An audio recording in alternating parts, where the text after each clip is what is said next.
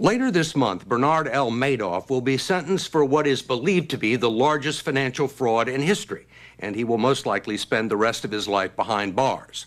Yet there is still much we don't know about the scam, which involved, by some accounts, a fraud of more than $50 billion. Investigators are still trying to figure out who all was involved and where the money went, but the proof that it happened can be found in the ruined lives of thousands of victims. The one person who knows the most and was willing to talk about it is Harry Markopolos, the man who figured out Madoff's scheme before anyone else. He sat down with us earlier this year for his first television interview.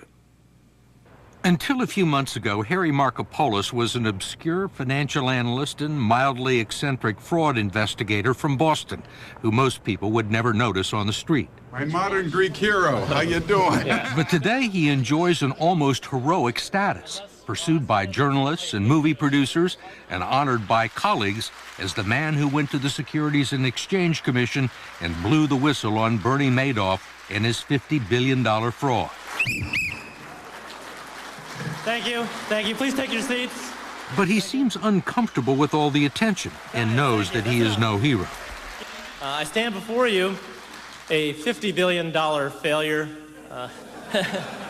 How many times did you send material to the SEC? May 2000, October 2001, October, November, and December 2005, then again June 2007, and finally April 2008. So 5 separate SEC submissions. And in spite of all of the things that you did, it still ended up in disaster. There's nothing to be proud about in this case. I feel horrible about the result. It's been a total disaster for the victims. It began a decade ago when Markopolos was working for a Boston investment firm. His boss told him that Bernard Madoff, a former chairman of the NASDAQ stock exchange, was running a huge unregistered hedge fund that was producing incredible returns. He wanted Harry to reverse engineer its trading strategy and revenue streams so that the firm could duplicate Madoff's results. He had the patina of being a respected citizen, one of the most successful businessmen in New York, and certainly one of the most powerful men on Wall Street. You would never suspect him of fraud unless you knew the math. So, I mean, you're like a math guy, right? I've taken all the calculus courses from integral calculus to differential calculus, as well as linear algebra, and statistics, both normal and non-normal. How long did it take you to figure out that there was something wrong? It took me 5 minutes to know that it was a fraud.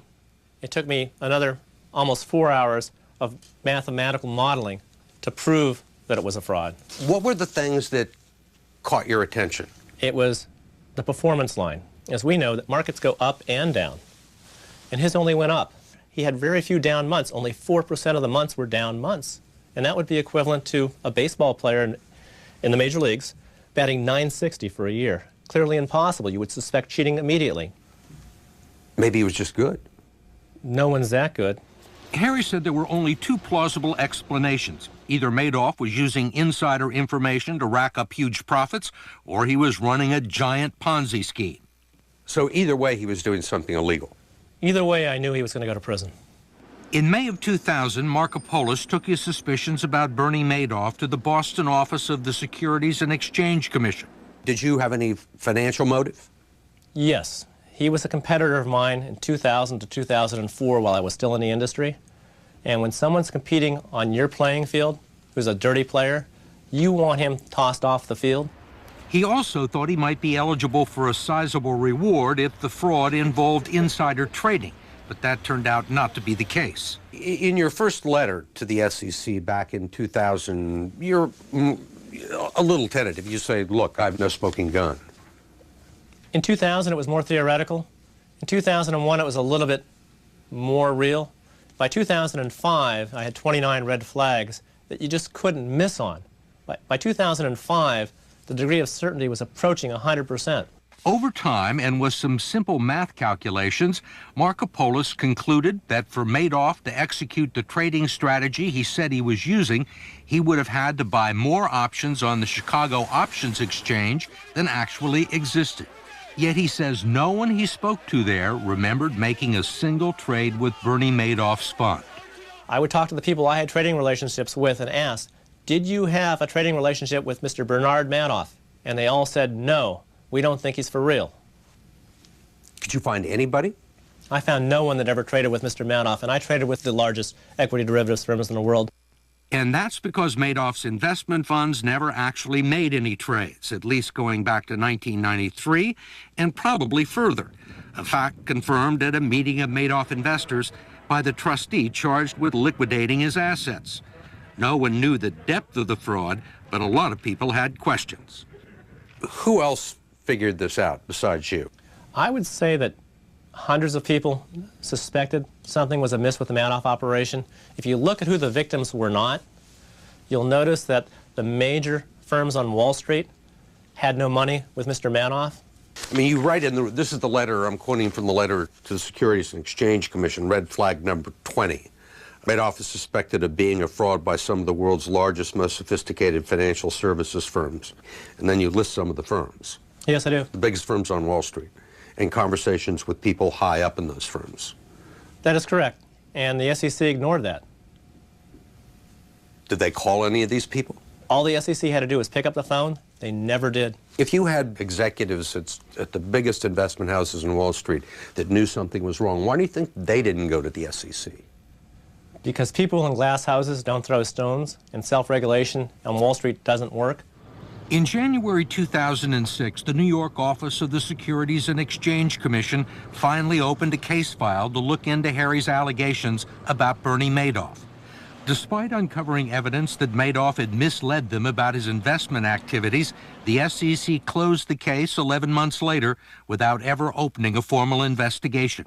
The staff said there was no evidence of fraud. What I found out from my dealings with the SEC over 8.5 years is that their people are totally untrained in finance, they're unschooled, most of them are just merely lawyers without any financial industry experience. Well, if the people there aren't trained in securities work, what are they trained in? How to look at pieces of paper that the securities laws require. They can check every piece of paper perfectly and find misdemeanors, and they'll miss all the financial felonies that are occurring because they never look there.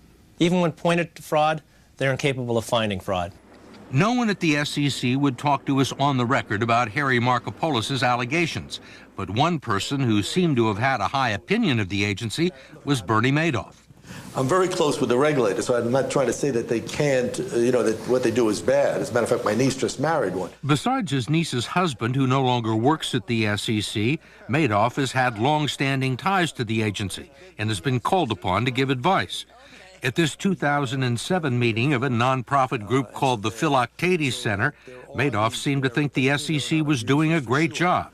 In today's regulatory environment, it's virtually impossible to violate rules.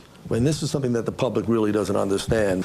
But it's impossible for you to for a violation to go undetected. Certainly not for a considerable period of time. But don't try and tell that to the Philoctetes Center today. Its main benefactor, the Betty and Norman Levy Foundation, was fully invested in Madoff, one of dozens of charitable organizations that have been devastated or wiped out. Madoff's customer list, single-spaced with small type, is 162 pages long, with victims running the gamut from Hollywood royalty to a carpenter's pension fund in Syracuse, New York. Shelley Ludlow was forced to put her mother in a Medicaid-assisted living facility while she packed up their apartment to move in with a friend, all because of Bernie Madoff. Our whole lives were turned upside down by this man that sits in his penthouse and smirks. That same day in February, 70 miles away, Len and Marge Forrest were leaving their house that they had just sold in Setauket, Long Island, and were preparing to drive to South Florida to sell their home there. They had their money with Bernie Madoff for 30 years and lost an 8-figure family fortune 2 days before his 80th birthday. Do you have any money to live on? Enough, I would say, for 60 days. Do you know other people who are in the same situation? Oh, yes. We have a lot. Unfortunately, and I think probably the thing that tears